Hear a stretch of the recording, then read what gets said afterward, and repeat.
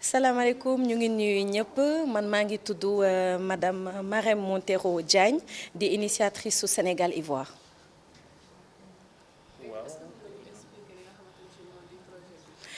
Projet Sénégal Ivoire nag lu ko tax a jóg mooy li nga xam ne mooy collaboration bu ñu bëgg incha allah mu démarrer muy collaboration entre le Sénégal et la Côte d'Ivoire spécialement ci domaine li nga xam ne mooy jënd ak jaay partenariat moom daal lañ woote ci diggante Sénégal Ivoire loolu moo gën a tax tey ñu daal di def concept bi Sénégal Ivoire muy une première nag muy une première dans l'histoire tey muy ay femmes muy ay góor ñaari ànd manko nekk benn dóorandoo xàccandoo defandoo lépp su ko defee incha allah chaque année concept bi mën a am su ko defee mu gën a mën a rataxal non seulement diggante bi mën a gën a rataxal li nga xam ne mooy liggéey bi ñuy def gën a raxatal lien bi loolu moo indi concept Sénégal Ivoire.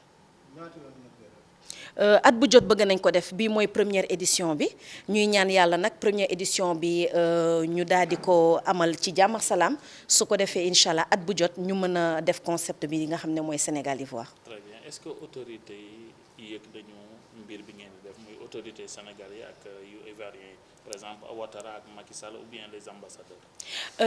Su ma laajee côté autorité yi dinaa wax ne peut-être suñu président ak tamit président ivoirien yëgu ko mais nag dañ ciy lancé waale un appel mais côté ambassadeurs yi très sincèrement muy ambassadeur u Sénégal bi nekk Abidjan muy le général Niang yëg na ko recevoir nañu.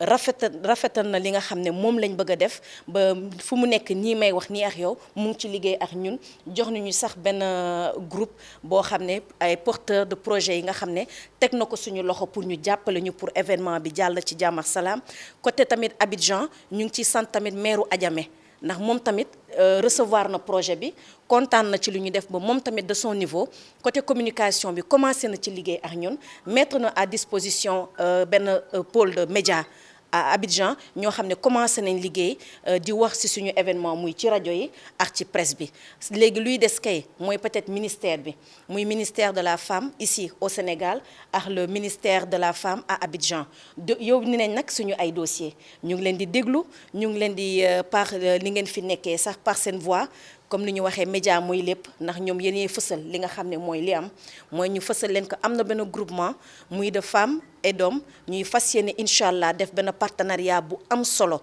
diggante Sénégal ak Côte d'Ivoire ñu ngi leen ci woo ñu gëstuñu nag gis nañ partenariat bi nag commencé nañ ko.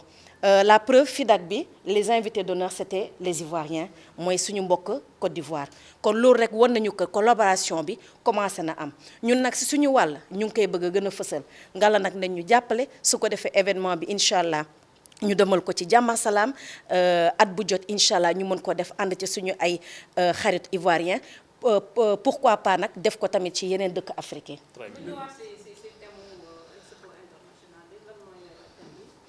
Expo internationale bi thème bi Sénégal Ivoire mooy partenariat lañ bëgg a nouer entre le Sénégal et la Côte d'Ivoire rataxal diggante bi gën a jàppale suñu mbokk commerçants yi à la facilité de l'import export sénégalo-ivoirien moom moo tax mu ñu daal di créer concept Sénégal Ivoire.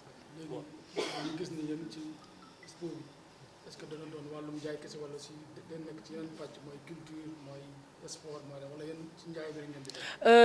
Pour le moment bi ñu ngi koy gën a def ci lu tout ce qui est artisanat ak commerce bi loolu mooy comme lu ñu wax rek looy def ci àddina rek benn la dañoo tegagum benn tànk ñaan leen yàlla nag comme li may wax projet bi bu yàlla defee suñu gouvernement yi muy ñaari gouvernement yi teg ci seen loxo ndax nag lu ay kilifa teg loxo gëm naa ne moo gën loo gis buñ ci tegee loxo incha allah waaw ci wàllu dinañ ci am wàll waaw côté Côte d'Ivoire tey ñoom ñu ngi ñuy préparer foofu loo xam ne mooy ñoom seen aada parce que ñoom ñooy recevoir c'est la Côte d'Ivoire moom mooy recevoir le Sénégal ñoom tout ce qui est ñoom seen cosaan ak seen aada incha allah culture bi moom lañ fas yéene incha allah def ko ci li nga xam ne mooy dernière journée bi mu nekk une cérémonie de clôture qui se tiendra le dimanche 28 janvier 2024 au Palm Club Cocody.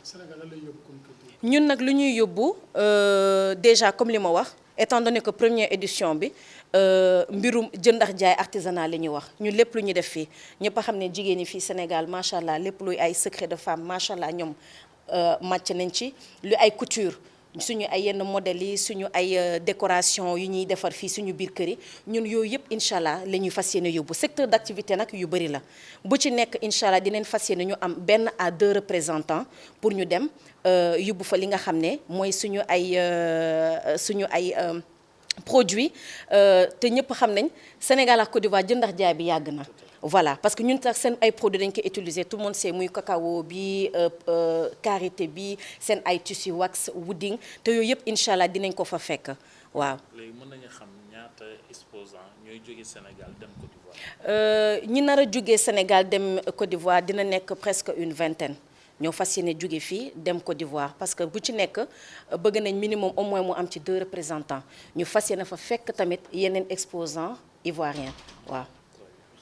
Bonjour, alors je suis Madame Diong Nassena, initiatrice côté Côte d'Ivoire de Sénégal Ivoire. Alors, Sénégal Ivoire, le concept c'est, on va dire, le mariage de 2 pays qui s'engagent dans, on va dire, le commerce, la valorisation des commerçants locaux sénégalais et les commerçants locaux ivoiriennes. C'est une collaboration qu'on souhaite à longue durée pour renforcer déjà les liens commerciaux qui existent entre ces 2 pays qui sont, on va dire, très proches déjà, et aussi mettre en lumière le savoir-faire de ce que les femmes font et ce que les hommes font de façon locale. Donc c'est ça le concept Sénégal Ivoire.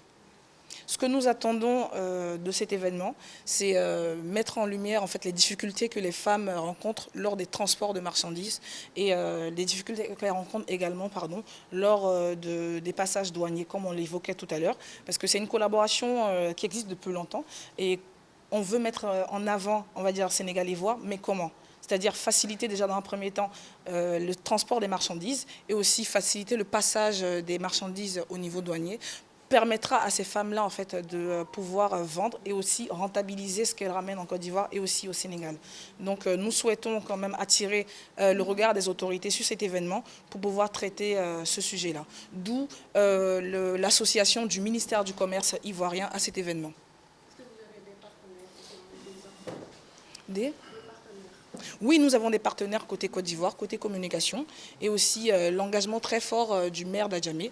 Adjamé aujourd'hui c'est la grande zone commerciale en Côte d'Ivoire. La plupart des Sénégalais qui vont acheter des marchandises en gros le font à Adjamé. Donc pour nous c'est la personne qui représente vraiment les commerçants ivoiriens.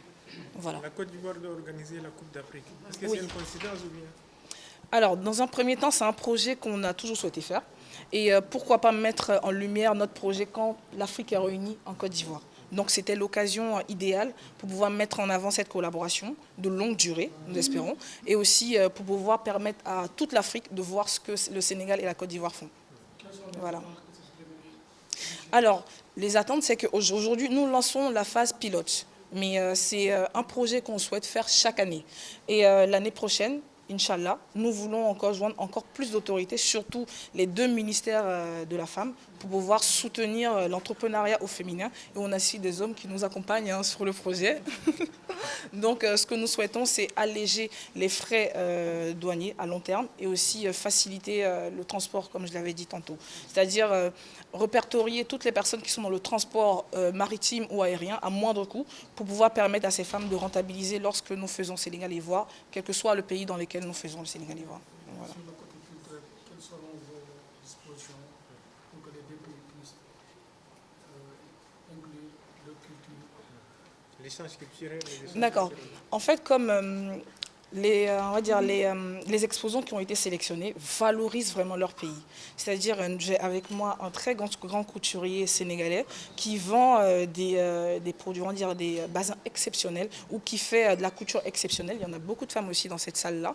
Et pareil pour la décoration et aussi la cosmétique. Ça nous permet en fait de découvrir ce qu'on fait de façon locale en Côte d'Ivoire. Par exemple, moi je vends du beurre de karité, du beurre de cacao et tout ce qui est produit en Côte d'Ivoire et au Sénégal. Donc je pense que les exposants qui ont été sélectionnés représentent vraiment bien leur pays sur ce coup-là.